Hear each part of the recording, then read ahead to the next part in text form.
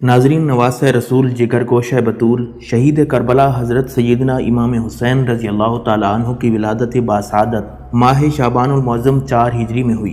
आप रज़ी अल्लाह ताला अन्हु का इसमें गिरामी हुसैन, कुनियत अबू अब्दुल्ला और अलक़ाबात सिब्तुर रसूल और रेहानतुर रसूल हैं।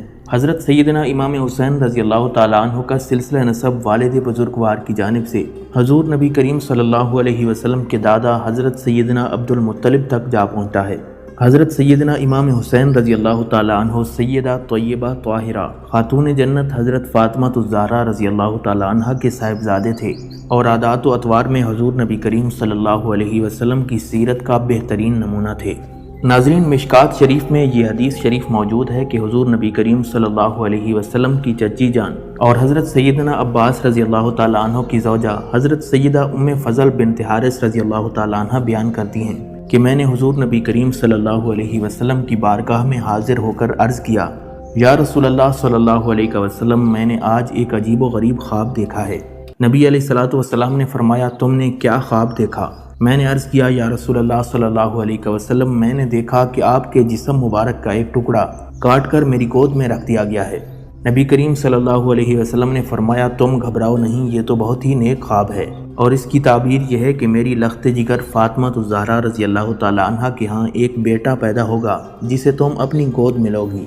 चुनांचे इस वाक़े के बाद जब 4 हिजरी में हज़रत सैयदना इमाम हुसैन रज़ी अल्लाह ताला अन्हु पैदा हुए तो उस वक्त आपके बड़े भाई हज़रत सैयदना इमाम हसन रज़ी अल्लाह ताला अन्हु जो कि वालिदा माजिदा का दूध पीते थे, तो सरकार मदीना सल्लल्लाहु अलैहि वसल्लम ने हज़रत सैयदना इमाम हुसैन रज़ी अल्लाह ताला अन्हु को हज़रत उम्मे फ़ज़ल रज़ी अल्लाह ताला अन्हा की गोद में डाल दिया और यूं हज़रत उम्मे फ़ज़ल रज़ी अल्लाह ताला अन्हा हज़रत इमाम हुसैन रज़ी अल्लाह ताला अन्हु को दूध पिलाने लगी।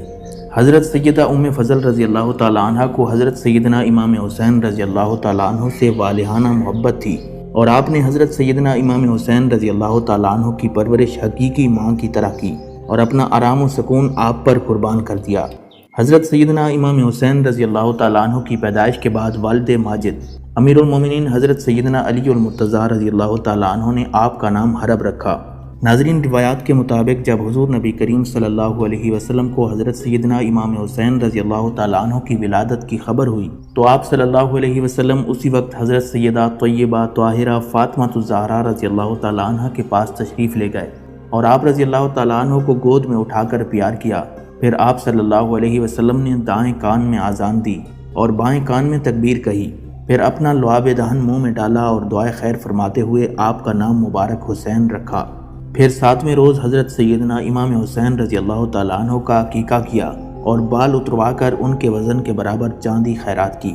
हज़रत सैयदना इमाम हुसैन रज़ी अल्लाह ताला अन्हु ने अपने बचपन के 7 साल नबी अकरम सल्लल्लाहु अलैहि वसल्लम की सोहबत पाई। आप रज़ी अल्लाह ताला अन्हु और हज़रत सैयदना इमाम हसन रज़ी अल्लाह ताला अन्हु की तरबियत में हुजूर नबी करीम सल्लल्लाहु अलैहि वसल्लम ने किसी किस्म की कोई कमी ना छोड़ी और दोनों भाई बचपन ही से हुजूर नबी करीम सल्लल्लाहु अलैहि वसल्लम के बेहतरीन अखलाक का नमूना थे। नबी अलैहिस्सलातु वस्सलाम हसनैन करीमैन रज़ी अल्लाह ताला अन्हुम को अपने साथ रखते और उन्हें हर चीज़ के आदाब सिखाते थे। यही वजह है कि हसनैन करीमैन रज़ी अल्लाह ताला अन्हुम से भी हुजूर नबी करीम सल्लल्लाहु अलैहि वसल्लम की कई अहादीस मरवी हैं। बुखारी शरीफ की एक रिवायत के मुताबिक नबी अकरम सल्लल्लाहु अलैहि वसल्लम की खिदमत में ज़कात की खजूरों का एक टोकरा लाया गया। आप सल्लल्लाहु अलैहि वसल्लम उन्हें तकसीम फरमाने का इरादा रखते थे कि हज़रत सैयदना इमाम हुसैन रज़ी अल्लाह ताला अन्हु जो कि अभी छोटे थे आए और एक खजूर को उठाकर मुंह में डाल लिया। आप सल्लल्लाहु अलैहि वसल्लम ने वो खजूर हज़रत सैयदना इमाम हुसैन रज़ी अल्लाह ताला अन्हु के मुंह से निकाली और फरमाया कि मेरे अहले बैत के लिए ज़कात हराम है। बस उस दिन के बाद हज़रत सैयदना इमाम हुसैन रज़ी अल्लाह ताला अन्हु ने अपने नाना की बात ज़हन नशीन कर ली और फिर कभी अहले बैत की सयादत पर हर्फ न आने दिया। एक मरतबा हज़रत अब्बास इब्न अब्दुल मुत्तलिब रज़ी अल्लाह ताला अन्हु की ज़ौजा हज़रत उम्मे फ़ज़ल रज़ी अल्लाह ताला अन्हा सरकार मदीना सल्लल्लाहु अलैहि वसल्लम की बारगाह में हाजिर हुईं। उस वक्त हज़रत सैयदना इमाम हुसैन रज़ी अल्लाह ताला अन्हु आगोश नबूवत में तशरीफ़ फरमा थे और नबी अलैहिस्सलातु वस्सलाम की आंखों से आंसू जारी थे। हज़रत उम्मे फ़ज़ल रज़ी अल्लाह ताला अन्हा ने अर्ज़ किया कि मेरे माँ बाप आप पर कुर्बान हो जाएं, आप क्यों रोते हैं? नबी अलैहिस्सलातु वस्सलाम ने फरमाया, जिब्रील अमीन मेरे पास आए और उन्होंने मुझे इस बेटे की शहादत की खबर दी है। हज़रत उम्मे फ़ज़ल रज़ी अल्लाह ताला अन्हा बयान फरमाती हैं, मैंने पूछा क्या इस बेटे की शहादत की खबर? नबी अलैहिस्सलातु वस्सलाम ने फरमाया हाँ। اور جبریل میرے پاس اس جگہ کی مٹی بھی لایا تھا جہاں اسے شہید کیا جائے گا، اور وہ مٹی سرخ رنگ کی تھی۔ ام المومنین حضرت سیدہ ام سلمہ رضی اللہ تعالیٰ عنہ فرماتی ہیں، ایک دن حضور نبی کریم صلی اللہ علیہ وسلم میرے گھر کافی عرصے بعد تشریف لائے۔ میں نے دیکھا کہ آپ بہت پریشان ہیں اور آپ کے بال مبارک غبار آلود ہیں۔ میں نے عرض کیا، یا رسول اللہ صلی اللہ علیہ وسلم، کیا ماجرا ہے؟ میں آپ کو اس حال میں دیکھتی ہوں۔ آپ صلی اللہ علیہ وسلم نے فرمایا، مجھے آج اس جگہ لے جایا گیا جو عراق میں ہے، اور وہ مقام کربلا ہے۔ وہاں میرے حسین کو شہید کیا جائے گا۔ وہاں میں نے اپنی اولاد کو دیکھا اور ان کے خون کو زمین سے اٹھایا، اور وہ میرے ہاتھ میں موجود ہے۔ ام المومنین حضرت سیدہ ام سلمہ رضی اللہ تعالیٰ عنہ فرماتی ہیں، نبی اکرم صلی اللہ علیہ وسلم نے اپنی مٹھی کھولی اور فرمایا، اسے سنبھال لو اور اسے حفاظت سے رکھنا۔ میں نے دیکھا وہ سرخ رنگ کی مٹی تھی۔ میں نے اسے ایک بوتل میں رکھ لیا اور اس بوتل کا منہ اچھی طرح بند کر دیا۔ پھر جب حضرت امام حسین رضی اللہ تعالیٰ عنہ نے عراق کا سفر کیا تو میں اس شیشی کو روز دیکھتی تھی، اور جب عاشورہ کا دن ہوا تو میں نے اس میں تازہ خون دیکھا۔ میں جان گئی کہ آج ابن رسول کو شہید کر دیا گیا ہے۔ اور پھر جب آپ رضی اللہ تعالیٰ عنہ کی شہادت کی خبر مجھے ملی تو وہ بھی عاشورہ کا دن تھا۔ اس وقت آپ کی عمر مبارک 57 سال تھی۔ حضرت انس بن مالک رضی اللہ تعالیٰ عنہ سے مروی ہے، فرماتے ہیں کہ رسول اللہ صلی اللہ علیہ وسلم نے فرمایا، بارش کے فرشتے نے میری زیارت کے لیے اللہ سے اذن طلب کیا، اور جب اسے اجازت ملی تو وہ میرے پاس آیا، اور اس وقت ام سلمہ رضی اللہ تعالیٰ عنہ کی باری تھی۔ حضرت انس بن مالک رضی اللہ تعالیٰ عنہ فرماتے ہیں کہ حضور نبی کریم صلی اللہ علیہ وسلم نے ام المومنین حضرت سیدہ ام سلمہ رضی اللہ تعالیٰ عنہ سے فرمایا، تم دروازے کا دھیان رکھو اور کوئی اندر داخل نہ ہو۔ مگر اسی وقت اچانک حضرت سیدنا امام حسین رضی اللہ تعالیٰ عنہ تشریف لائے اور گھر کے اندر داخل ہو گئے۔ سرکار دو عالم صلی اللہ علیہ وسلم انہیں چومنے لگے۔ بارش کے فرشتے نے کہا کہ کیا آپ کو ان سے محبت ہے؟ آپ صلی اللہ علیہ وسلم نے ہاں میں جواب دیا تو فرشتہ بولا کہ ان قریب آپ کی امت انہیں شہید کر دے گی، اگر آپ کہیں تو میں وہ جگہ آپ کو دکھاؤں؟ آپ صلی اللہ علیہ وسلم نے فرمایا ہاں۔ پھر اس فرشتے نے وہ جگہ آپ کو دکھائی اور پھر وہ سرخ مٹی بھی لایا۔ سرکار مدینہ صلی اللہ علیہ وسلم نے وہ سرخ مٹی ام المومنین حضرت ام سلمہ رضی اللہ تعالیٰ عنہ کو دے دی، اور انہوں نے وہ مٹی ایک کپڑے میں باندھ لی، اور وہ مٹی کربلا کی مٹی تھی۔ ناظرین، ام المومنین حضرت سیدہ عائشہ صدیقہ رضی اللہ تعالیٰ عنہ سے مروی ہے، فرماتی ہیں کہ ایک دن جبریل امین بارگاہ رسالت میں حاضر ہوئے۔ اسی وقت حضرت سیدنا امام حسین رضی اللہ تعالیٰ عنہ بھی تشریف لائے۔ جبریل امین نے پوچھا، یا رسول اللہ صلی اللہ علیہ وسلم، یہ کون ہے؟ آپ نے فرمایا، یہ میرا فرزند ہے، اور یہ فرما کر آپ نے حضرت سیدنا امام حسین رضی اللہ تعالیٰ عنہ کو گود میں بٹھا لیا۔ جبریل علیہ السلام نے عرض کیا کہ انہیں بہت جلد شہید کیا جائے گا۔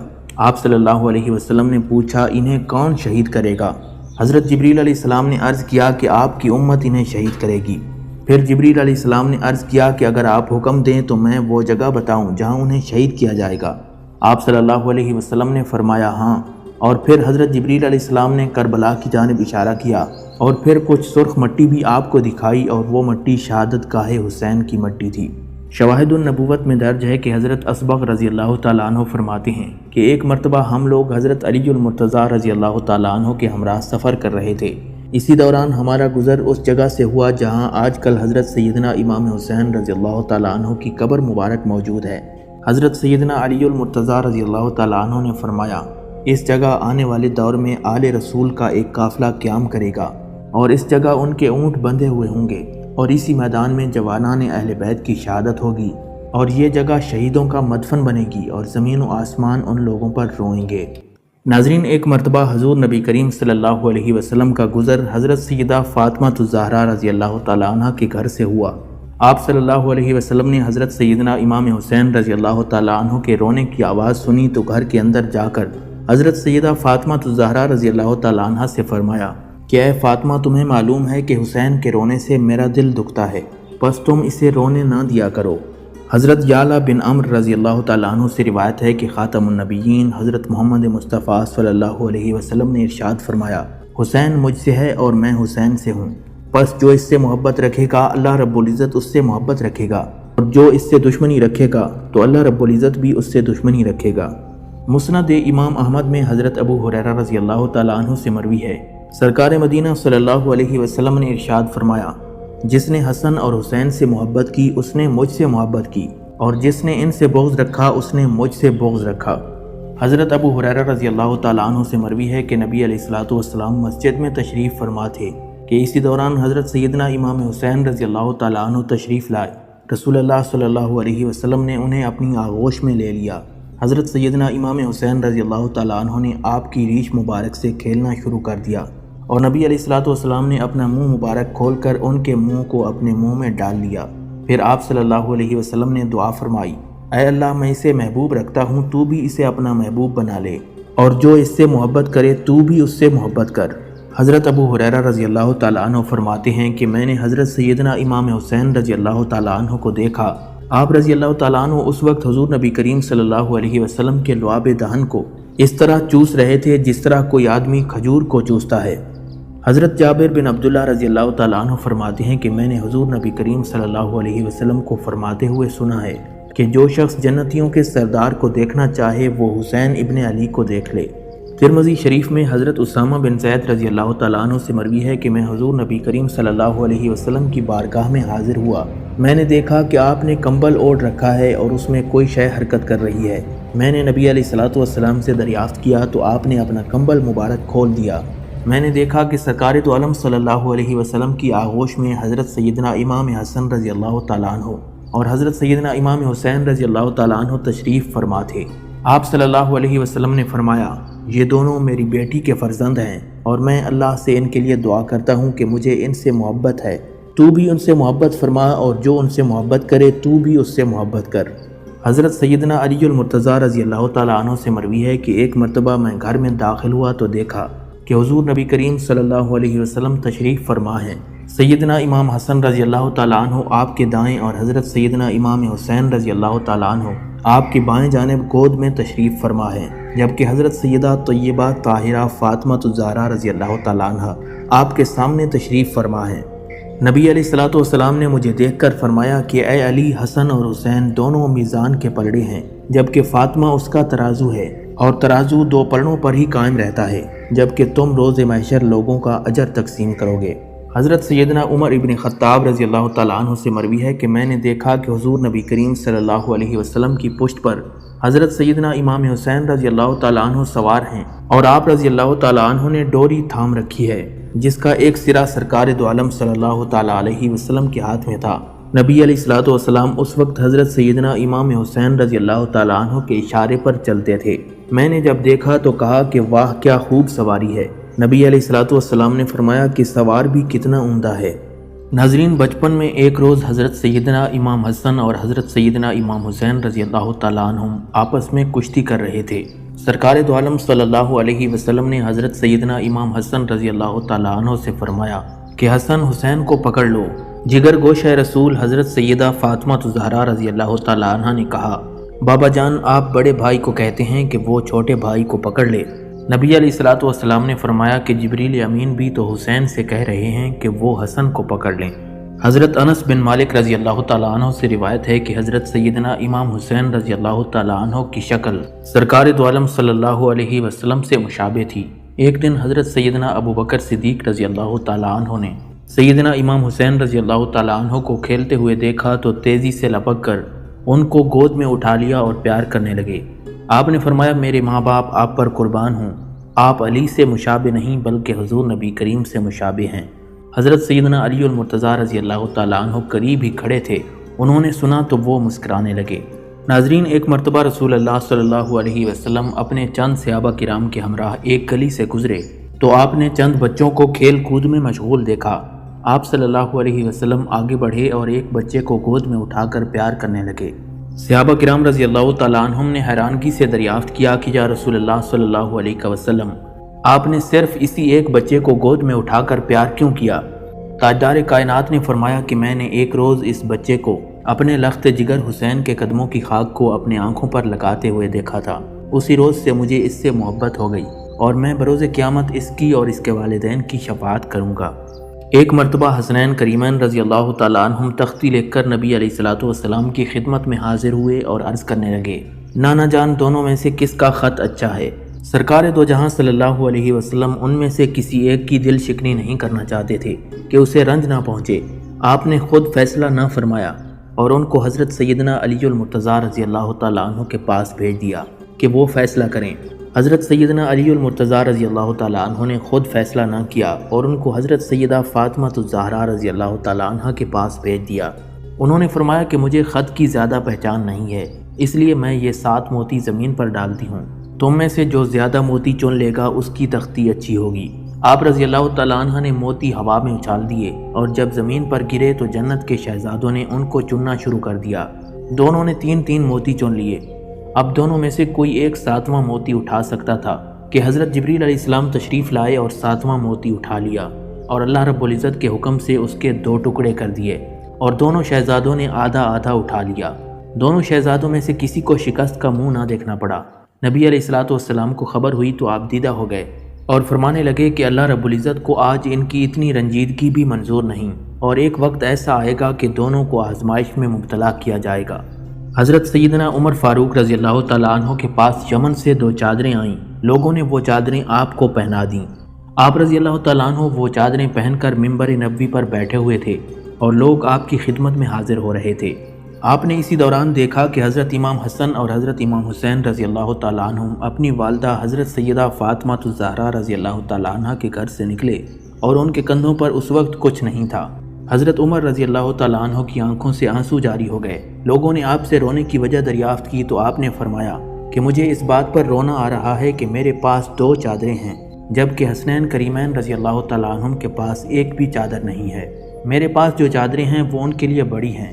اس کے بعد آپ رضی اللہ تعالیٰ عنہ نے یمن خط لکھا اور 2 چادریں حسنین کریمین کے لیے منگوا لیں۔ جب یہ دونوں چادریں آپ کے پاس پہنچ گئیں تو آپ نے خود حسنین کریمین کے پاس جا کر انہیں وہ دونوں چادریں پہنا دیں۔ ناظرین، رسول اللہ صلی اللہ علیہ وسلم کے وصال باکمال کے وقت حضرت سیدنا امام حسین رضی اللہ تعالیٰ عنہ ابھی چھوٹے تھے، مگر آپ کا غم کسی بھی طرح دوسروں سے کم نہیں تھا۔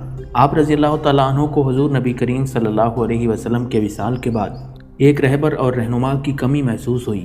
رسول اللہ صلی اللہ علیہ وسلم کا حسنین کریمین کو فرط جذبات سے چومنا اور پیار کرنا جب امام حسین رضی اللہ تعالیٰ عنہ کو یاد آتا تو ان کا دل ڈوبنے لگتا۔ آپ رضی اللہ تعالیٰ عنہ کی والدہ جگر گوشہ رسول حضرت سیدہ فاطمہ الزہرا رضی اللہ تعالیٰ عنہ کی کیفیت بھی کچھ مختلف نہیں تھی۔ اس وقت حضرت سیدنا علی المرتضیٰ رضی اللہ تعالیٰ عنہ اپنے جگر گوشوں اور زوجہ کی دلجوئی کی ہر ممکن کوشش کیا کرتے تھے۔ ناظرین، روایات میں آتا ہے کہ حضرت سیدنا علی المرتضیٰ رضی اللہ تعالیٰ عنہ حضرت سیدہ فاطمہ الزہرا رضی اللہ تعالیٰ عنہ کے وصال کے دن جب گھر تشریف لائے تو حضرت سیدہ فاطمہ الزہرا رضی اللہ تعالیٰ عنہ نے بیماری اور کمزوری کے باوجود آٹا گوندھا اور اپنے ہاتھ سے روٹیاں پکائیں۔ پھر حضرت سیدنا علی المرتضیٰ رضی اللہ تعالیٰ عنہ اور بچوں کے کپڑے دھوئے۔ حضرت علی رضی اللہ تعالیٰ عنہ نے فرمایا کہ فاطمہ، میں نے تمہیں کبھی 2 کام اکٹھے کرتے نہیں دیکھا، آج تم کام اکٹھے کر رہی ہو۔ سیدہ فاطمہ رضی اللہ تعالیٰ عنہ نے فرمایا، میں نے رات خواب میں اپنے والد ماجد کو دیکھا، وہ میرے منتظر تھے۔ میں نے عرض کیا کہ میری جان آپ کی جدائی میں نکل رہی ہے۔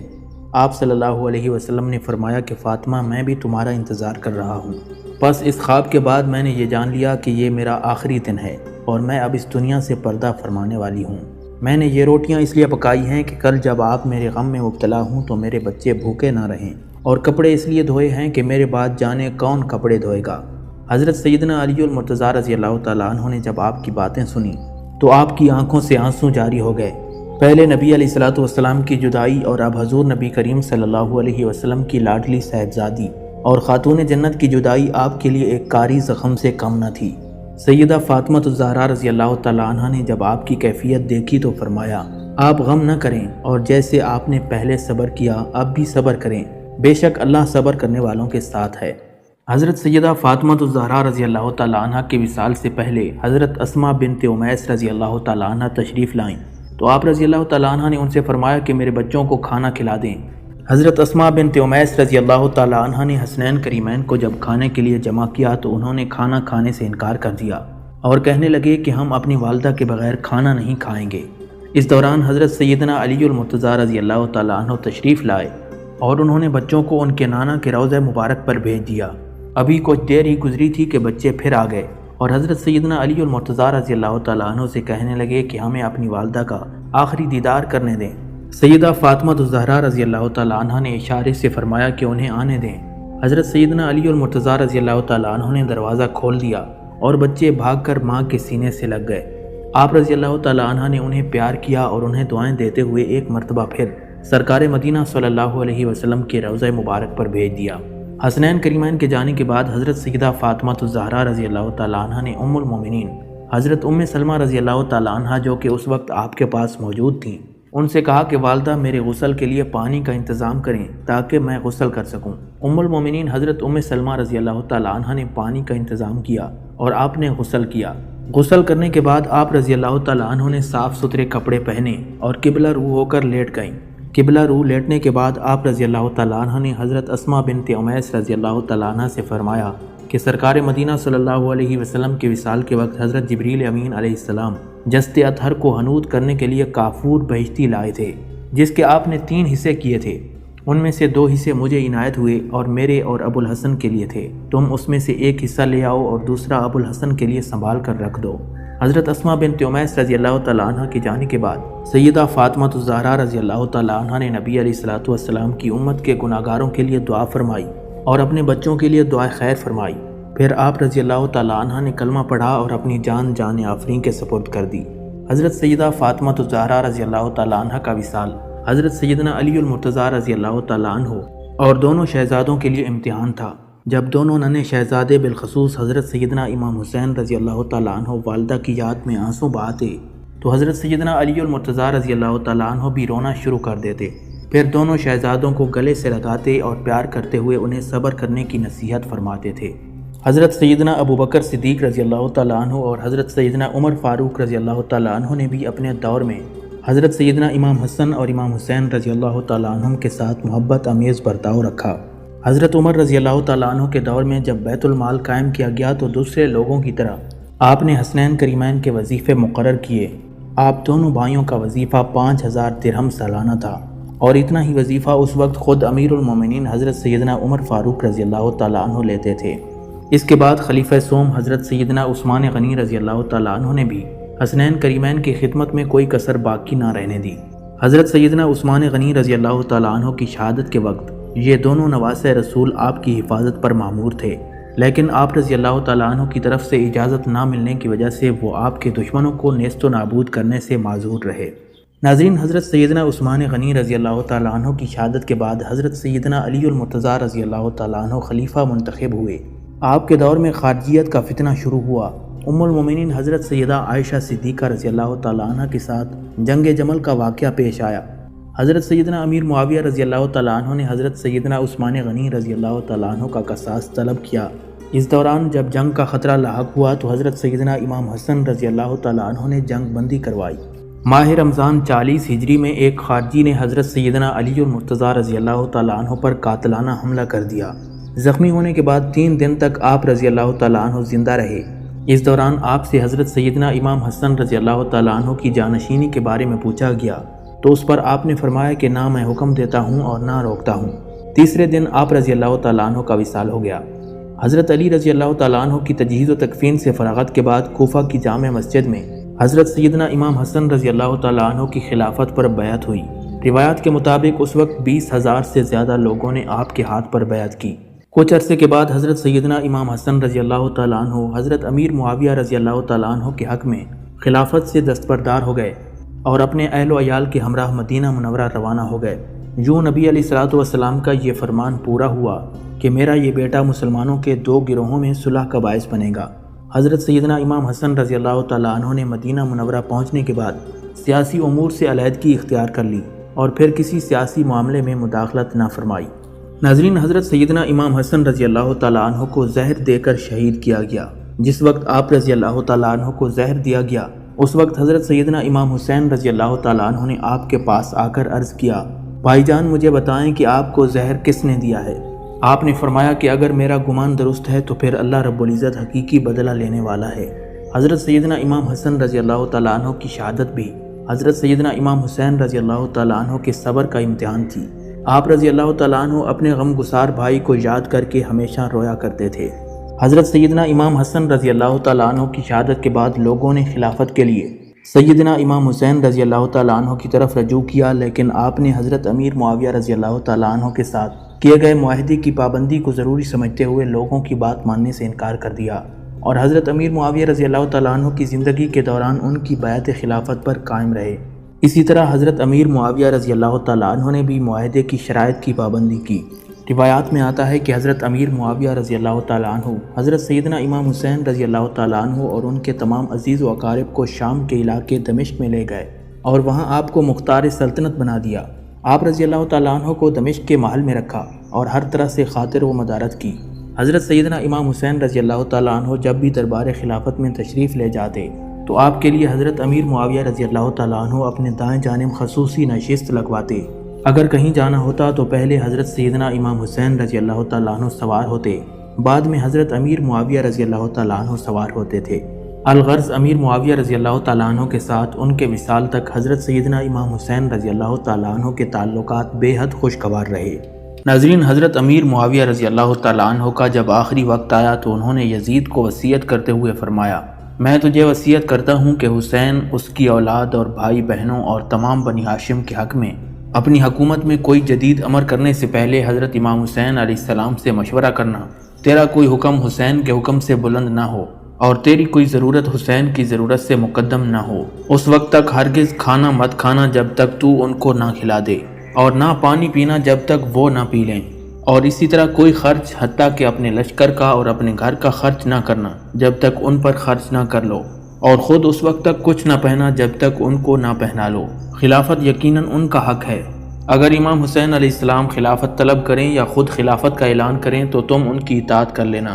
لیکن یزید نے اپنے والد محترم حضرت سیدنا امیر معاویہ رضی اللہ تعالیٰ عنہ کی وصیت کی کوئی پرواہ نہ کی، اور تخت پر براجمان ہوتے ہی حضرت امام حسین رضی اللہ تعالیٰ عنہ سے بیعت کا مطالبہ کرنے لگا۔ پھر یزید نے حضرت امام حسین علیہ السلام کے پاس اپنے کچھ ایلچی بھیجے اور خط لکھ کر کہا کہ وہ اس کی بیعت کر لیں، لیکن حضرت امام حسین علیہ السلام نے یہ کہہ کر ان کو واپس بھیج دیا کہ میں کسی فاسق و فاجر کے ہاتھ پر بیعت نہیں کرتا اور نہ ہی یزید کی خلافت کو تسلیم کرتا ہوں۔ پھر سیدنا امام علی مقام نے اہل بیت اطہار اور صحابہ کرام کے ساتھ ساتھ اپنے بھائی محمد ابن حنفیہ سے مشورے طلب کیے۔ سب نے آپ کا خیال دریافت کیا تو آپ نے وہی جواب دیا جو آپ نے والی مدینہ کو دیا تھا کہ میں خاندان نبوت کا چشم و چراغ ہرگز ایسے فاسق و فاجر کے ہاتھ پر بیعت نہیں کرتا۔ اس پر سب نے اتفاق کیا اور مشورہ دیا کہ آپ مدینہ منورہ سے مکہ معظمہ چلے جائیں۔ سیدنا امام حسین علیہ السلام کا بھی یہی ارادہ ہوا کہ مدینہ منورہ میں رہنا درست نہیں، کیونکہ امام علی مقام جانتے تھے کہ میرا انکار بیعت یزید کے اشتعال کا باعث بنے گا، اور یزید لعین جیسا جان کا دشمن اور خون کا پیاسا شخص مدینہ منورہ کی حرمت کا خیال بھی نہیں رکھے گا۔ مدینہ منورہ سے حضرت امام حسین علیہ السلام کی رحلت کا دن اہل مدینہ اور خود امام علی مقام کے لیے غم و اندوہ کا دن تھا۔ آپ رضی اللہ تعالیٰ عنہ رات کو ریاض الجنت میں عبادت و نوافل میں مشغول رہے اور بارگاہ رب العزت میں دعا فرمائی، یا اللہ، یہ تیرے نبی کی قبر انور ہے اور میں تیرے نبی کا بیٹا ہوں۔ میں جن حالات سے مجبور ہو کر جا رہا ہوں تو جانتا ہے۔ میں نیکی کو اختیار اور بدی سے اجتناب کو پسند کرتا ہوں۔ اے اللہ، میں تجھ سے اور صاحب قبر کا واسطہ دے کر کہتا ہوں کہ تو میرے لیے وہ راستہ پیدا فرما جس میں تیری اور تیرے رسول کی رضامندی ہے۔ حضرت امام علی مقام علیہ السلام یہ دعا فرماتے رہے اور روتے رہے۔ نوافل و عبادات سے فارغ ہونے کے بعد حضرت امام علی مقام اپنے نانا جان حضرت محمد مصطفیٰ صلی اللہ علیہ وسلم کے مزار پر انوار پر حاضر ہوئے اور ہدیہ درود و سلام پڑھتے رہے اور روتے رہے، قبر کے ساتھ لپٹ گئے۔ اسی حالت میں آپ دیکھتے ہیں کہ فرشتوں کی جماعت کثیرہ موجود ہے اور سرکار دو جہاں صلی اللہ تعالیٰ علیہ وسلم جلوہ افروز ہیں، اور سیدنا امام حسین رضی اللہ تعالیٰ عنہ کو آپ نے اپنی آغوش میں لیا، سینہ اقدس سے لگایا اور چوم کر فرمانے لگے، اے میرے پیارے حسین، میں تمہیں دیکھ رہا ہوں کہ عنقریب تم خاک و خون میں تڑپائے جاؤ گے، میری امت کے چند اور ساتھیوں کے ساتھ زمین کربلا میں ظلم کے ساتھ ذبح کیے جاؤ گے، اور تم سب پیاسے بھی ہوگے اور تمہیں پانی میسر نہیں ہوگا۔ اس سب کے باوجود قاتل میری شفاعت کے امیدوار ہوں گے، خدا کی قسم ان کو میری شفاعت نصیب نہیں ہوگی۔ گھبراؤ نہیں، تم عنقریب اپنے ماں باپ کے پاس پہنچ جاؤ گے، سب تمہارے مشتاق ہیں۔ اسی حالت میں امام علی مقام حضرت امام حسین علیہ السلام اپنے نانا جان سے روتے ہوئے عرض کرتے ہیں، اے پیارے نانا جان، میری دنیا میں جانے کی کوئی خواہش نہیں سوائے اس کے کہ آپ مجھے یہیں اپنے ہمراہ قبر میں جگہ دے دیں۔ رسول اکرم صلی اللہ علیہ وسلم نے اپنے حسین کو تسلی دی اور فرمایا، نہیں میرے پیارے بیٹے، تمہارے لیے دنیا میں ابھی رجوع ہے، کیونکہ تمہیں شہادت کا وہ مرتبہ پانا ہے جو خدا نے تمہارے لیے لکھ دیا ہے، اس کا عظیم ثواب تمہیں ملنا ہے۔ اسی حال میں حضرت امام علی مقام رضی اللہ تعالیٰ عنہ قبر انور سے بیدار ہوئے اور آپ کی آنکھوں سے آنسو جاری تھے۔ کہنے لگے، اے پیارے نانا جان، اب حسین کی آخری حاضری ہے، امید نہیں کہ اب دوبارہ قبر انور کی حاضری مجھ کو نصیب ہوگی۔ پھر حضرت سیدنا امام حسین علیہ السلام صبر کا دامن لیے ہوئے حضرت سیدنا ابوبکر صدیق اور حضرت سیدنا عمر فاروق رضی اللہ تعالیٰ عنہ کی قبر مبارک پر روئے اور سلام عرض کیا۔ اب حضرت سیدنا امام حسین علیہ السلام ام سلمہ رضی اللہ تعالیٰ عنہ کے پاس ملاقات کے لیے حاضر ہوئے اور سارا ماجرا بیان کیا۔ یہ سن کر کہ امام حسین علیہ السلام مدینہ منورہ سے مکہ مکرمہ جانے کا پختہ ارادہ کر چکے ہیں، ام المومنین حضرت ام سلمہ رضی اللہ تعالیٰ عنہ کہنے لگیں، مجھے اس سفر پر جانے کا سنا کر میرے دل کو تکلیف اور مجھے غم زدہ نہ کرو، کیونکہ میں نے سرکار مدینہ صلی اللہ تعالیٰ علیہ وسلم کی زبان اطہر سے سنا ہے، میرا بیٹا حسین عراق کی سرزمین میں شہید کیا جائے گا اور اس پر ظلم و ستم کیا جائے گا اور اس زمین کے ٹکڑے کو کربلا کہا جائے گا، اور میرے پاس تو وہ مٹی بھی شیشی میں محفوظ ہے جو خود سرکار مدینہ صلی اللہ تعالیٰ علیہ وسلم نے مجھے دی تھی کہ اس کو سنبھال کر رکھنا، جب یہ خون بن جائے تو سمجھ لینا کہ حسین شہید ہو گئے ہیں۔ لہٰذا اے پیارے حسین، آپ کا سفر مجھے مکہ مکرمہ کا معلوم نہیں ہوتا بلکہ کربلا کا سفر ہے۔ حضرت امام علی مقام نے رو کر فرمایا، اے امی جان، میں جانتا ہوں کہ یقیناً مجھ پر ظلم و جفا ہوگا اور اسی ظلم کے ساتھ میں شہید کیا جاؤں گا۔ اس کے بعد ام المومنین حضرت سیدہ ام سلمہ رضی اللہ تعالیٰ عنہ نے اور باتیں بھی فرمائیں اور یہ بھی فرمایا کہ پھر اپنے اہل و عیال کو ساتھ نہ لے جائیں، تو آپ نے فرمایا کہ بے شک آپ کا فرمان بجانب حق ہے کہ بچوں کو ساتھ نہ لے جاؤں، لیکن مشیت الہی اس طرح ہے کہ مجھے ظلم و جفا کے ساتھ شہید ہوتا دیکھے اور میرے اہل و عیال کو وطن سے دور رکھے اور ان کو مصائب میں مبتلا دیکھے کہ ان میں کوئی اس کی راہ میں ذبح ہو رہا ہو اور کوئی طرح طرح کی مصیبتوں میں ہو، اور جب مدد کے لیے پکاریں تو کوئی ان کا حامی و ناصر نہ ہو۔ حضرت سیدہ ام المومنین ام سلمہ رضی اللہ تعالیٰ عنہ یہ کہہ کر بہت روئیں اور اس تمام معاملے کو اللہ تعالیٰ کے سپرد کرتے ہوئے اور دعائے استقامت فرماتے ہوئے امام حسین علیہ السلام کو الوداع فرما دیا۔ امام علی مقام رضی اللہ تعالیٰ عنہ اس کے بعد جنت البقیع میں تشریف لائے اور اپنی والدہ ماجدہ خاتون جنت سیدہ فاطمہ الزہرا رضی اللہ تعالیٰ عنہ کی قبر اطہر پر حاضر ہوئے۔ قبر کو دیکھنا تھا کہ حضرت امام حسین رضی اللہ تعالیٰ عنہ قبر انور سے لپٹ گئے اور روتے ہوئے عرض کرنے لگے، اے پیاری امی جان، آپ کا نازوں کا پلا ہوا حسین اور آپ کی آنکھوں کا نور، آپ کے دل کا سرور، وہ حسین جس کی ذرا برابر آپ تکلیف برداشت نہیں کر سکتے تھے، اب وہ حسین مجبور ہو کر مدینہ منورہ سے جا رہا ہے۔ امی جان، آج سے پہلے قبر پر حاضری دے کر دل کو تسکین دیا کرتا تھا، دل ٹوٹ رہا ہے، آپ جانتی ہیں کہ میں مجبور ہوں، اب آپ کے لاڈلے حسین کی آزمائش کا وقت قریب آ گیا ہے، امی جان میرے لیے دعا فرمائیے کہ میری جان چلی جائے لیکن نانا جان کے دین پر داغ نہ آنے پائے۔ حضرت امام حسین علیہ السلام ان کلمات طیبات کے عرض گزار اور ہدیہ و سلام کے بعد جنت البقیع سے رخصت ہوئے۔ ناظرین، حضرت امام حسین علیہ السلام جب مکہ مکرمہ میں داخل ہوئے تو آپ کی آمد کی خبر سن کر لوگ جوق در جوق آپ کے پاس آنے لگے اور زیارت کا شرف حاصل کرنے لگے۔ حضرت عبداللہ ابن زبیر رضی اللہ تعالیٰ عنہ بھی مکہ میں موجود تھے، وہ بھی آپ کے پاس آتے جاتے۔ اہل مکہ کو آپ کے آنے کی بڑی خوشی ہوئی، وہ آپ کے دیدار سے اپنے دلوں کو روشن کرتے تھے۔ ناظرین، مکہ مکرمہ میں قیام کے دوران حضرت امام حسین رضی اللہ تعالیٰ عنہ کی بارگاہ میں کوفہ کے لوگوں نے خطوط بھیجے جن کا مضمون یہ تھا کہ ہم آپ کے ساتھ ہیں، ہم آپ کے ہاتھ پر بیعت کریں گے اور یزید کے خلاف اعلان جہاد کریں گے۔ چنانچہ عمائدین کوفہ کے خط پر خط اور پیام پر پیام پہنچنے لگے۔ کوئی دن ایسا نہیں جاتا تھا کہ کوفیوں کی طرف سے پیغامات موصول نہ ہوئے ہوں۔ کوفیوں کو جب اپنے خطوط و پیغامات کے تسلی بخش جوابات موصول نہ ہوئے تو انہوں نے آپ رضی اللہ تعالیٰ عنہ کی خدمت میں وفود بھیجنا شروع کر دیے۔ ان وفود میں عراق کے مشہور لوگ شامل ہوتے تھے اور وہ 3 امور پر زور دیتے تھے۔ ایک یہ کہ یزید کی ہرگز بیعت نہ کی جائے، دوسرا یہ کہ کوفہ تشریف لائیں اور خلافت کی بیعت لیں، تیسرا یہ کہ ہم لوگ مرتے دم تک وفاداری اور جانثاری کی روش پر قائم رہیں گے۔ ہمارے سامنے یزید کی طاقت کچھ بھی نہیں ہے، وہ آپ کا بال بیکا نہیں کر سکے گا۔ حجاز اور عراق آپ کے ساتھ ہوں گے اور صرف ایک شام آپ کا کچھ نہیں بگاڑ سکے گا۔ یہ دعوے بڑے بڑے اثر و رسوخ رکھنے والے سرداران کوفہ کی طرف سے کیے گئے، اور یہ حقیقت ہے کہ اگر وہ لوگ صدق کے دل اور پختگی کے ساتھ آپ رضی اللہ تعالیٰ عنہ کی حمایت کرتے تو یزید کی قوت کو پاش پاش کر کے رکھ دینا کوئی بڑی بات نہیں تھی۔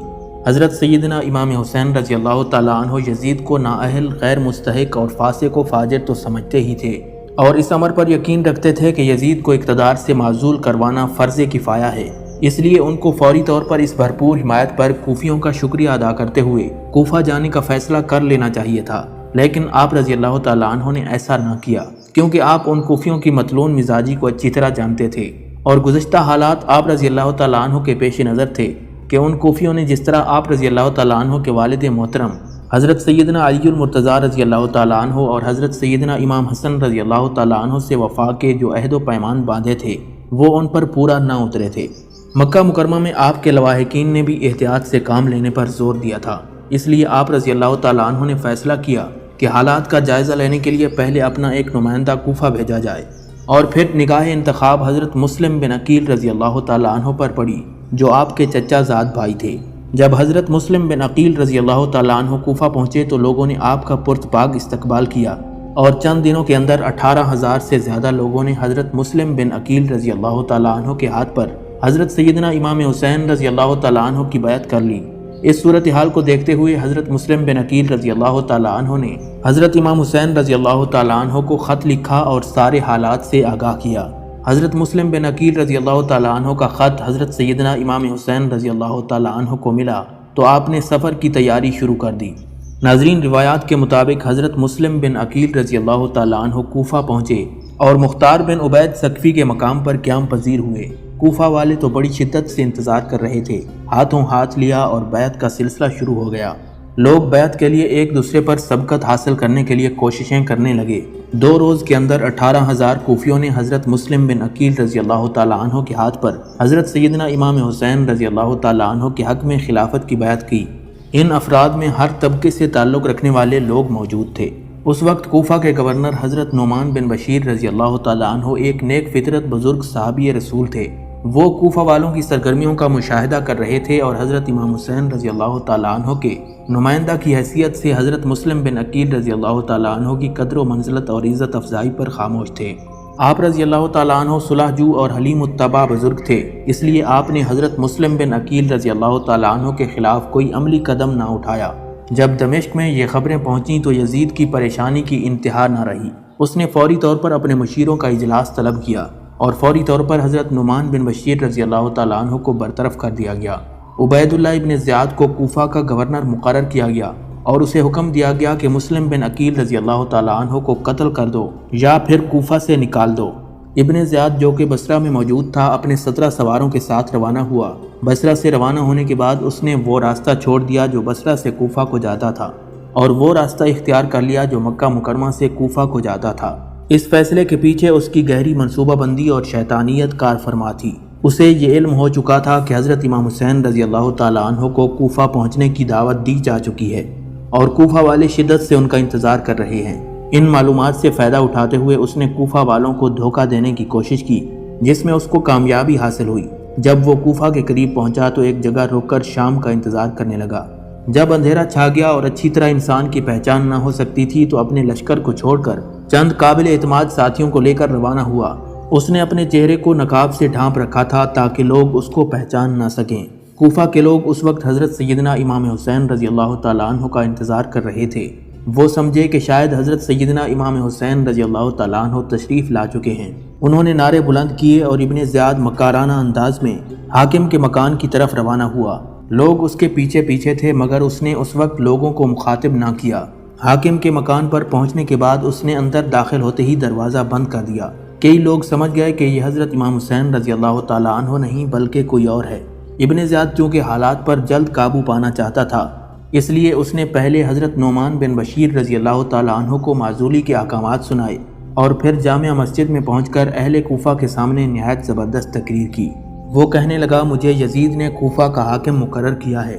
اس نے مجھے حکم دیا ہے کہ میں مظلوموں سے انصاف، فرما برداروں پر احسان اور غداروں اور نافرمانوں پر سختی کروں۔ میں یہ حکم بجا لاؤں گا۔ دوستوں سے میرا سلوک مشفق اور مہربان باپ جیسا ہوگا، لیکن جو شخص میرے احکام سے سرتابی کرے گا اسے تلوار کی دھار اور کوڑے کی مار کا مزہ چکھاؤں گا۔ اس لیے ہر شخص کو خود اپنی جان پر رحم کرنا چاہیے۔ اس تقریر کا کوفہ کے لوگوں پر بہت زیادہ اثر ہوا۔ کوفہ والے مخلص نہیں تھے، اس لیے بزدل بھی تھے۔ وہ ہزاروں کی تعداد میں تھے لیکن ابن زیاد کے ساتھ گنتی کے چند افراد تھے۔ وہ اگر بزدلی نہ دکھاتے تو تقریر کے دوران ہی اس کی تکہ بوٹی کر دیتے، لیکن تقریر سن کر ان میں سے اکثر کے پسینے چھوٹنے لگے تھے۔ ابن زیاد اس تقریر کے بعد اپنے محل میں چلا گیا اور اپنے ساتھ لائے ہوئے لوگوں کو بھی خفیہ میٹنگ کے لیے بلا لیا۔ ناظرین، ابن زیاد کے گورنر بننے اور کوفیوں کے دغا دینے کی خبر سننے کے بعد حضرت مسلم بن عقیل رضی اللہ تعالیٰ عنہ کوفہ کے ایک سردار ہانی بن عروہ کے گھر منتقل ہو گئے، جو کہ حضرت سیدنا امام حسین رضی اللہ تعالیٰ عنہ کے جانثاروں میں سے تھے۔ ابن زیاد نے امام مسلم بن عقیل رضی اللہ تعالیٰ عنہ کی تلاش کے لیے اپنے جاسوس شہر میں پھیلا دیے۔ ابن زیاد کے جاسوس شہر بھر میں حضرت مسلم بن عقیل رضی اللہ تعالیٰ عنہ کو تلاش کرتے رہے مگر ناکام رہے۔ اس دوران ابن زیاد ایک روز خود ہانی بن عروہ کے گھر پہنچ گیا۔ دراصل ابن زیاد کو ہانی بن عروہ پر شک گزرا تھا، اس لیے اس نے اپنے جاسوسوں کو اس کے گھر کی نگرانی پر مامور کر دیا۔ ابن زیاد کے ایک جاسوس نے ہانی بن عروہ کے گھر کے ایک بزرگ کو اپنی باتوں میں پھنسا لیا اور اس سے کہا کہ میں دلی خواہش کے ساتھ یہاں پہنچا ہوں اور میری یہ خواہش ہے کہ میں حضرت سیدنا امام حسین رضی اللہ تعالیٰ عنہ کے کسی داعی کی خدمت میں 3000 دینار جو میری ملکیت میں ہیں پیش کر کے ثواب حاصل کروں۔ وہ بزرگ اس جاسوس کی باتوں میں آ گئے اور اسے لے کر حضرت مسلم بن عقیل رضی اللہ تعالیٰ عنہ کے پاس چلے گئے۔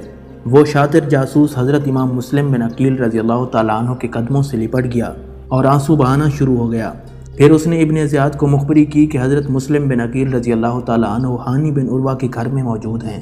ابن زیاد نے ہانی بن عروہ کو طلب کیا اور ان سے امام مسلم بن عقیل کی حوالگی کا مطالبہ کیا۔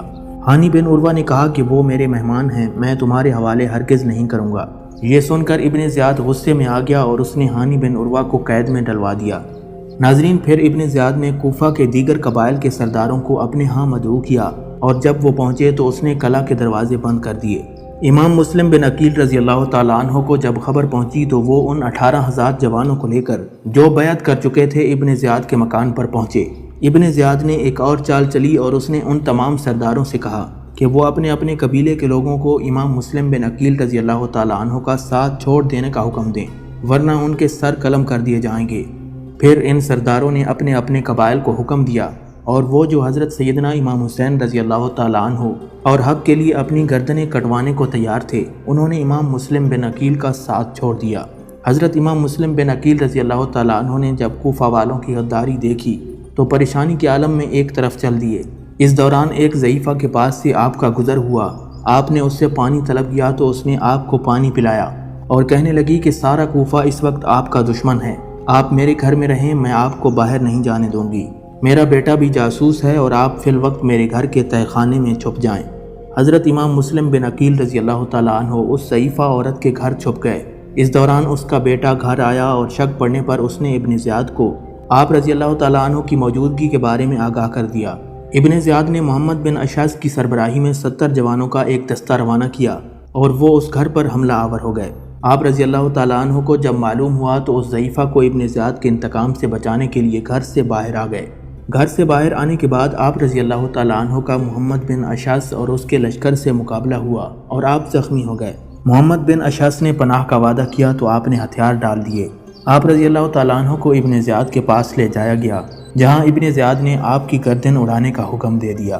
امام مسلم بن عقیل رضی اللہ تعالیٰ عنہ نے محمد بن اشعث کو اس کا وعدہ یاد دلاتے ہوئے کہا کہ تم اپنا وعدہ پورا نہ کر سکے، اب تم میری ایک بات مان لو اور میرے بھائی امام حسین رضی اللہ تعالیٰ عنہ کو خط لکھ کر کوفہ کے حالات سے آگاہ کر دو۔ حضرت امام مسلم بن عقیل رضی اللہ تعالیٰ عنہ کی شہادت کے بعد ان کے دونوں معصوم بچوں کو، جنہیں وہ اپنے ہمراہ کوفہ لائے تھے اور وہ قاضی شریع کے ہاں قیام پذیر تھے، انہیں بھی شہید کر دیا گیا۔ ناظرین، حضرت سیدنا امام حسین رضی اللہ تعالیٰ عنہ کی کوفہ روانگی کا علم جب آپ کے رشتہ داروں کو ہوا تو انہوں نے آپ کو کوفہ جانے سے روکنے کی کوشش کی۔ حضرت عبداللہ ابن زبیر رضی اللہ تعالیٰ عنہ نے کہا کہ کوفہ والے اگر آپ کے حامی ہیں تو وہ یہاں آ کر آپ کی مدد کریں، آپ رضی اللہ تعالیٰ عنہ یہاں رہ کر اپنی خلافت کا اعلان کریں۔ آپ نے فرمایا کہ میں مکہ مکرمہ میں خون ریزی نہیں چاہتا۔ حضرت عبداللہ ابن عباس رضی اللہ تعالیٰ عنہ نے کہا کہ اگر عراق والے آپ کے حامی ہیں تو پہلے وہ ملک شام پر قبضہ کریں، وہ آپ کو ناحق لڑائی میں جھونکنا چاہتے ہیں اور وہی سلوک آپ کے ساتھ کرنا چاہتے ہیں جو انہوں نے آپ کے والد بزرگوار اور بھائی سے کیا تھا۔ حضرت امام حسین رضی اللہ تعالیٰ عنہ نے اس عذر کو تسلیم نہ کیا اور تقریباً 4 ماہ مکہ مکرمہ میں قیام کے بعد کوفہ کی جانب روانہ ہوئے۔ امام علی مقام نے مکہ مکرمہ سے رخصت کے وقت یہ خطبہ ارشاد فرمایا: موت اولاد آدم کے لیے لازم ہے اور یہ مومن کے لیے باعث زینت ہے، جس طرح عورت کے گلے میں ہار۔ مجھے اپنے بزرگوں سے ملنے کا شوق ہے اور یہ شوق حضرت یعقوب علیہ السلام کی طرح ہے، جس طرح وہ حضرت یوسف علیہ السلام سے ملنے کے مشتاق تھے۔ میرے لیے مقتل تیار کیا گیا ہے جسے میں دیکھوں گا اور اب بھی دیکھ رہا ہوں۔ جنگل کے بھیڑیے مجھے چیر رہے ہیں اور مجھ سے اپنے شکم بھر رہے ہیں۔ جو بات لوح محفوظ میں لکھ دی گئی ہے اس سے کوئی نہیں بچ سکتا۔ ہم اہل بیت بھی اللہ رب العزت کی رضا پر راضی ہیں اور اس آزمائش پر صبر کرنے والے ہیں، وہ یقیناً ہمیں اس کی جزا عطا فرمائے گا۔ نبی علیہ الصلوۃ والسلام سے ان کی آل دور نہیں ہوگی اور ہم جلد جنت میں ملنے والے ہیں۔ جو ہمارے لیے اپنی جان قربان کرے گا وہ اپنے نفس کو حق سے ملنے پر آمادہ کر چکا ہے۔ ناظرین، امام علی مقام امام حسین رضی اللہ تعالیٰ عنہ کی کوفہ روانگی کی خبر جب ابن زیاد کو پہنچی تو اس نے جاسوسی کا نظام سخت کروا دیا اور حضرت سیدنا امام حسین رضی اللہ تعالیٰ عنہ سے ہمدردی رکھنے والوں کو قید اور مارنا شروع کر دیا۔ امام حسین رضی اللہ تعالیٰ عنہ کا قافلہ جب صفاح کے مقام پر پہنچا تو وہاں آپ کی ملاقات عرب کے مشہور شاعر فروزق سے ہوئی۔ حضرت سیدنا امام حسین رضی اللہ تعالیٰ عنہ جب سالبہ پہنچے تو آپ نے کوفہ کی جانب سے ایک گھڑ سوار کو آتے دیکھا۔ آپ نے اسے روک کر کوفہ کے حالات دریافت کیے تو اس نے عرض کیا کہ ابن زیاد کو کوفہ کا گورنر مقرر کیا گیا اور اس نے یزید کے مخالفین پر کوفہ کی سرزمین کو تنگ کر دیا ہے۔ آپ رضی اللہ تعالیٰ عنہ کے چچا زاد بھائی حضرت مسلم بن عقیل رضی اللہ تعالیٰ عنہ اور ان کے دونوں بیٹوں کو شہید کر دیا گیا ہے۔ اسی طرح امام مسلم بن عقیل رضی اللہ تعالیٰ عنہ کے جتنے بھی حامی تھے وہ بھی سب شہید کر دیے گئے ہیں۔ حضرت سیدنا امام حسین رضی اللہ تعالیٰ عنہ نے جب یہ خبر دیگر لوگوں کو سنائی تو حضرت مسلم بن عقیل رضی اللہ تعالیٰ عنہ کی صاحبزادی حضرت حمیدہ رضی اللہ تعالیٰ عنہ جو کہ اس قافلے میں شامل تھیں وہ رونے لگ گئیں تو حضرت امام حسین رضی اللہ تعالیٰ عنہ نے فرمایا، اللہ ان ظالموں سے بدلہ لے گا اور انہیں جہنم واصل کرے گا۔ میرے بھائی مسلم کے ذمے جو فرض تھا وہ انہوں نے بخوبی نبھا دیا، اب جو کچھ ہے وہ ہمارے ذمے ہے۔ پھر آپ رضی اللہ تعالیٰ عنہ نے حضرت مسلم بن عقیل رضی اللہ تعالیٰ عنہ کی بیوہ اور دیگر بچوں کو بھی تسلی دی۔ امام علی مقام امام حسین علیہ السلام جب زبالہ کے مقام پر پہنچے تو آپ کو اطلاع ملی کہ عبداللہ بن القطیر جو کہ حضرت امام مسلم بن عقیل کے ہمراہ تھے انہیں بھی شہید کر دیا گیا ہے۔ ابن زیاد نے کوفہ کی جانب جانے والے تمام راستوں کی ناکہ بندی کروا دی اور اپنے جاسوس چھوڑ دیے تاکہ آپ کی آمد کا پتہ چل سکے۔ امام علی مقام کو جب ابن زیاد کے ان اقدامات کی اطلاع ہوئی تو آپ نے اسے مشیت الہی سمجھ کر قبول کر لیا اور منزل با منزل سفر طے کرتے ہوئے کوفہ کی جانب سفر رواں دواں رکھا۔ جب حضرت امام حسین رضی اللہ تعالیٰ عنہ کا قافلہ سرات پہنچا تو حر ابن ریاحی 1000 کا لشکر لے کر آپ کے مقابلے میں آیا تاکہ آپ کو گرفتار کر سکے۔ جب سرات کے صحرا میں حر ابن ریاحی اور اس کے لشکریوں کی پیاس سے بری حالت ہوئی تو حضرت امام حسین رضی اللہ تعالیٰ عنہ نے اپنے ساتھیوں کو حکم دیا کہ انہیں پانی پلاؤ۔ حضرت امام علی مقام رضی اللہ تعالیٰ عنہ نے اس ریگستانی علاقے میں حر اور اس کے لشکریوں سے خطاب کرتے ہوئے فرمایا، میں خود تمہاری جانب نہیں آیا بلکہ تم نے مجھے خطوط لکھ کر بلایا اور کہا کہ ہمارا کوئی امام نہیں، ہماری رہنمائی فرمائیں۔ اب جب میں آ گیا تو تمہیں میرا آنا ناگوار گزرا ہے، میں اپنی منزل کی جانب واپس لوٹ جاتا ہوں۔ امام علی مقام رضی اللہ تعالیٰ عنہ کی اس تقریر کو سن کر حر ابن ریاحی اور اس کے لشکر نے کوئی جواب نہ دیا۔ پھر آپ رضی اللہ تعالیٰ عنہ نے نماز کی امامت فرمائی تو حر اور اس کے لشکریوں نے نماز ادا کی۔ نماز سے فراغت کے بعد آپ رضی اللہ تعالیٰ عنہ اپنے خیمے میں تشریف لے گئے اور حر کا لشکر اپنے خیموں میں لوٹ گیا۔ پھر نماز عصر کا وقت ہوا اور اذان عصر کے بعد حر کے لشکر نے ایک مرتبہ پھر آپ رضی اللہ تعالیٰ عنہ کی امامت میں نماز عصر ادا کی۔ نماز کے بعد حضرت امام حسین رضی اللہ تعالیٰ عنہ نے یہ خطبہ ارشاد فرمایا، اے لوگو، اگر تمہیں اللہ کا کچھ خوف ہے تو پھر حق کو پہچانو، یہ بات اللہ کی خوشنودی کے لیے ہے۔ آل رسول صلی اللہ علیہ وسلم اسلامی نظام کی بدولت ان لوگوں سے زیادہ حقدار ہے جو اپنے دعویٰ میں غلط ہیں اور ظالم ہیں۔ تم لوگوں نے اپنے خطوط اور قاصدوں کے ذریعے اپنا ارادہ ظاہر کیا، اگر اس سب کے مخالف ہو تو پھر میں لوٹ جاتا ہوں۔ حضرت امام علی مقام رضی اللہ تعالیٰ عنہ کا خطبہ سن کر حر ابن ریاحی نے عرض کیا کہ مجھے ان خطوط کی بابت کچھ علم نہیں ہے۔ پھر امام علی مقام نے کوفہ اور بصرہ کے عمائدین کے خطوط منگوا کر اسے دکھائے۔ حر نے عرض کیا کہ میں ابن زیاد کے حکم پر پابند ہوں کہ قافلے والوں کو پکڑ کر اس کے سامنے لایا جائے۔ میرے لشکر نے ابھی تک آپ سے کوئی زیادتی نہیں کی، میری درخواست ہے کہ آپ میرے ساتھ چلیں یا پھر کوئی دوسرا راستہ اختیار کر لیں۔ حضرت سیدنا امام علی مقام رضی اللہ تعالیٰ عنہ نے اس راستے کی بابت دریافت کیا تو حر ابن ریاحی نے آپ کو شام کے راستے پر ڈال دیا۔ حضرت امام علی مقام رضی اللہ تعالیٰ عنہ سرات جو کہ قادسیہ کے نزدیک تھا وہاں سے کوفہ جانے کی بجائے کربلا کی جانب چل دیے جہاں سے کوفہ کا فاصلہ قدرے دور تھا۔ حضرت امام علی مقام رضی اللہ تعالیٰ عنہ کا یہ قافلہ سفر کرتا ہوا منزل در منزل نینوا پہنچا۔ نینوا دریائے فرات کے کنارے آباد ہے۔ حضرت امام علی مقام رضی اللہ تعالیٰ عنہ کو مجبور کیا گیا کہ وہ دریائے فرات سے قدرے دور کربلا کے لکودک صحرا میں قیام پذیر ہوں۔ چنانچہ حضرت سیدنا امام حسین رضی اللہ تعالیٰ عنہ اور دیگر قافلے والے کربلا کے میدان میں خیمہ زن ہو گئے۔ ناظرین، دوپہر کے وقت حضرت امام حسین رضی اللہ تعالیٰ عنہ نے دیکھا کہ ایک لشکر چلا آ رہا ہے۔ آپ سمجھ گئے کہ یہ ابن زیاد کا لشکر ہے۔ آپ رضی اللہ تعالیٰ عنہ نے اپنے ساتھیوں سے کہا، بہتر یہ ہے کہ ہم پہاڑ کے دامن میں خیمہ زن ہوں تاکہ ہمیں صرف ایک دشمن سے مقابلہ کرنا پڑے۔ زہیر بن قیس نے کہا کہ آپ کی رائے بالکل درست ہے، ہمارے قریب ہی بائیں جانب جبل ذی حسم ہے، ہم جلدی سے اس کے دامن میں پہنچ کر ڈیرے ڈال لیں، ورنہ دشمن وہاں پہنچ گیا تو جو فائدہ ہم حاصل کرنا چاہتے ہیں وہ اسے حاصل ہو جائے گا۔ امام علی مقام نے موقع سے فائدہ اٹھاتے ہوئے اپنے ساتھیوں کو جلد از جلد کوچ کرنے اور جبل ذی حسم پر پہنچ کر ڈیرے ڈالنے کی ہدایت فرما دی۔ چنانچہ تھوڑی ہی دیر میں آپ کا قافلہ جبل ذی حسم پہنچ گیا۔ جو لشکر آپ کو دکھائی دیا تھا وہ حر بن یزید تمیمی کا تھا۔ 1000 سواروں کا دستہ لیے ہوئے حر اس چلتی دوپہر میں آپ کے مقابل آ پہنچا۔ امام حسین رضی اللہ تعالیٰ عنہ نے خادموں کو حکم دیا کہ سب لوگوں کو پانی پلا کر ان کی پیاس بجھا دو اور گھوڑوں کو بھی پانی پلا دو۔ خدام اٹھ کھڑے ہوئے اور رسالوں کے سواروں کو پانی پلا پلا کر سیراب کر دیا۔ پھر کاسے سے تشت بھر بھر کر گھوڑوں کے سامنے رکھے گئے۔ جناب حر کے سپاہیوں نے کچھ دیر آرام کیا، یہاں تک کہ نماز ظہر کا وقت آیا۔ امام علی مقام رضی اللہ تعالیٰ عنہ نے حجاج بن مصروف جعفی کو اذان دینے کا حکم دیا۔ اذان کے بعد آپ لشکر حر کے سامنے تشریف لے گئے اور حمد و ثنا کے بعد حر اور اس کی فوج کو مخاطب کرتے ہوئے ارشاد فرمایا، اے لوگو، میں خدائے تعالیٰ کی بارگاہ میں اور تمہارے سامنے اپنی صفائی پیش کرنا چاہتا ہوں کہ میں تمہاری طرف اس وقت تک نہیں آیا جب تک تمہارے خطوط میرے پاس نہیں آ گئے کہ آپ ہماری طرف تشریف لائیے۔ ہمارا کوئی امام نہیں ہے، شاید اللہ تبارک و تعالیٰ آپ کے ذریعے ہم لوگوں کو ہدایت پر جمع فرما دے۔ اب اگر تم لوگ اپنی بات پر قائم ہو تو میں آ ہی گیا ہوں۔ اگر تم عہد و پیمان کر کے مجھے پورا اطمینان دلا دو تو میں تمہارے شہر چلوں، اور اگر تم ایسا نہیں کرتے اور میرا آنا تمہیں ناگوار ہے تو میں جہاں سے آیا ہوں وہیں واپس چلا جاؤں۔ اسی اثنا میں ابن زیاد کا غلام سالم گھوڑا دوڑاتا ہوا میدان میں آن پہنچا۔ اس نے تلوار لہرائی اور شہزادہ دو عالم کو جنگ کے لیے للکارا۔ سیدہ کا لال اٹھا مگر حضرت حر رضی اللہ تعالیٰ عنہ نے پاؤں پکڑ لیے اور عرض کی، آقا، غلام کے ہوتے ہوئے آقا میدان میں نہیں جا سکتا۔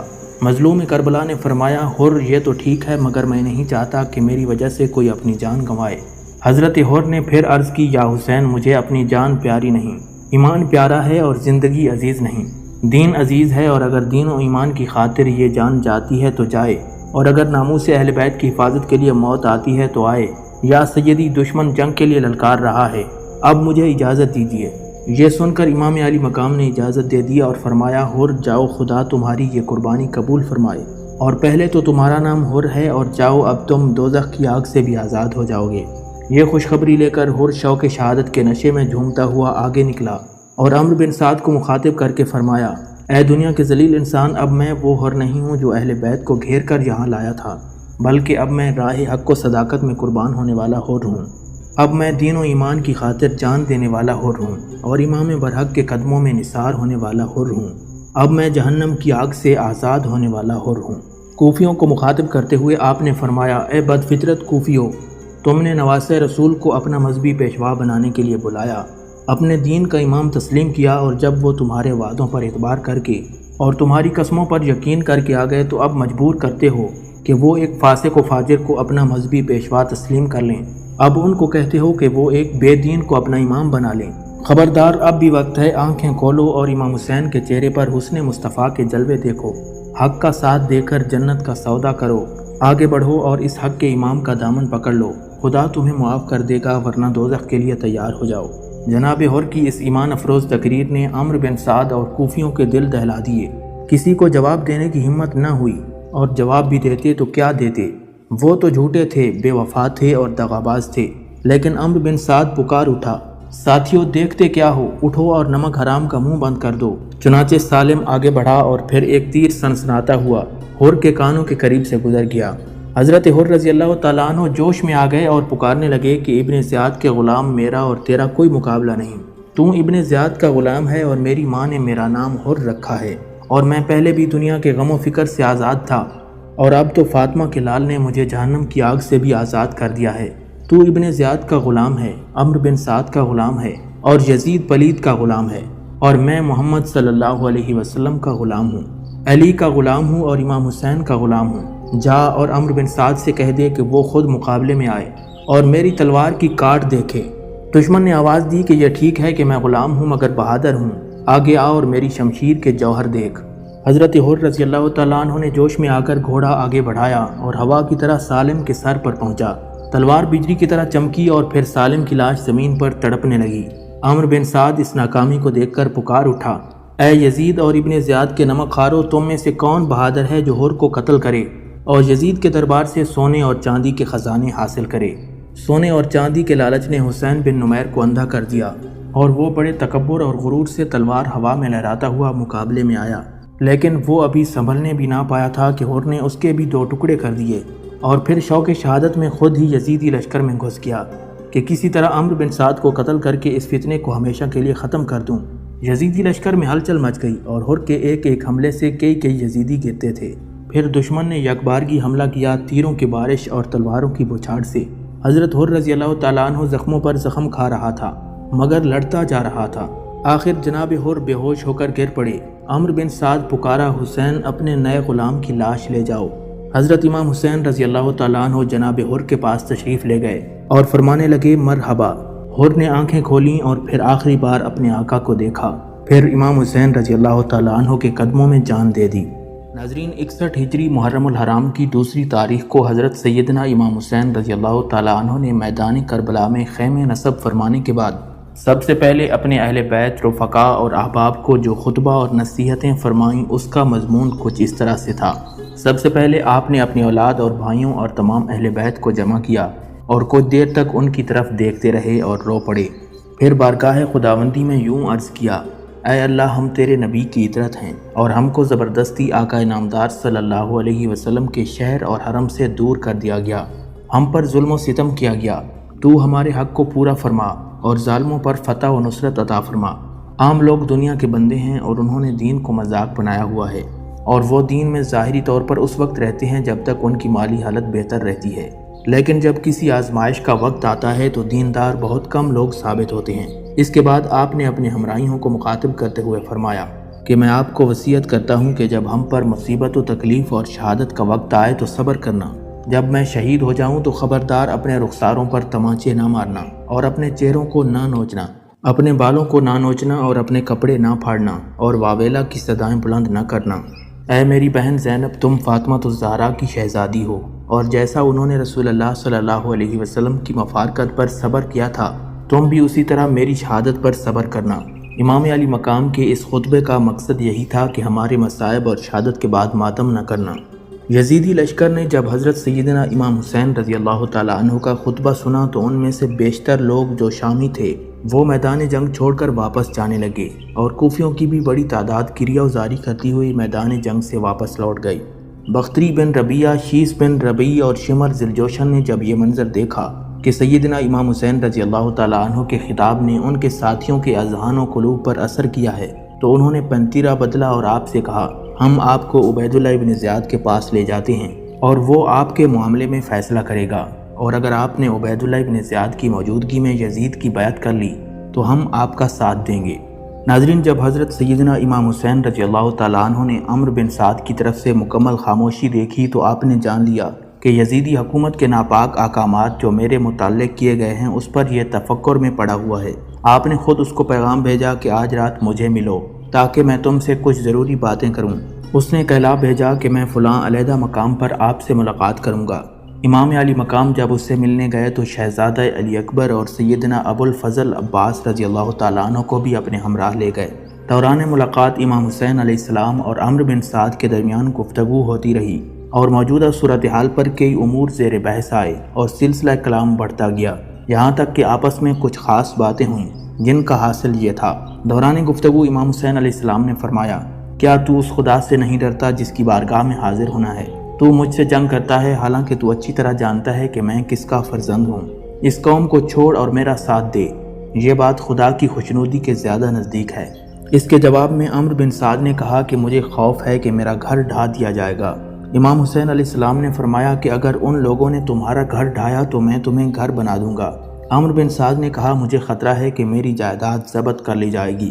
امام حسین علیہ السلام نے فرمایا کہ میں اپنے مال سے تیری موجودہ جائیداد سے بہتر جائیداد تجھے لے کر دوں گا۔ عمرو بن سعد نے کہا کہ میرے اہل و عیال ہیں، مجھے ان کی ہلاکت کا بھی ڈر ہے۔ اس کے بعد ابن سعد خاموش ہو گیا اور حضرت امام حسین علیہ السلام اٹھ کر کھڑے ہو گئے۔ اور فرمانے لگے تجھے کیا ہو گیا ہے، اللہ تجھے نہیں بخشے گا اور توقع یہی ہے کہ تو اب زیادہ دیر عراق کی گندم نہیں کھا سکے گا۔ عمرو بن سعد نے بطور مسخر یہ کہا کہ اچھا گندم نہ ملی تو جو کھا کر گزارا کر لوں گا۔ یہ اس کا ایک مذاق تھا۔